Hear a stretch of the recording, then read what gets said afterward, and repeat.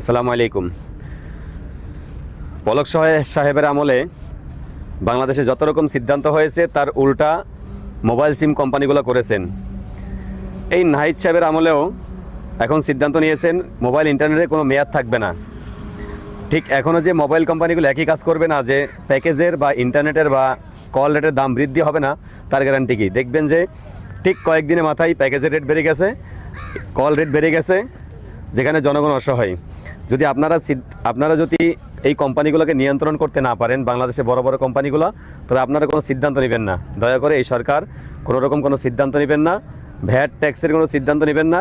বিগত সরকার বাংলাদেশের জনগণের উপরে যে পরিমাণ ভ্যাটের বোঝা চাপিয়ে দিয়েছেন, তারপরেও যদি বর্তমানে ভ্যাট বাড়ান, এটা এই শহীদদের রক্তের সাথে বেইমানি, বাংলাদেশের মানুষের সাথে বেইমানি, বাংলাদেশের এই 18 কোটি মানুষের সাথে বেইমানি।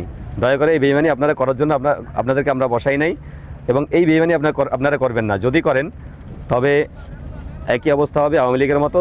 তাদের যে অবস্থা হয়েছে সেম এক অবস্থা আপনাদেরও হবে। ধন্যবাদ।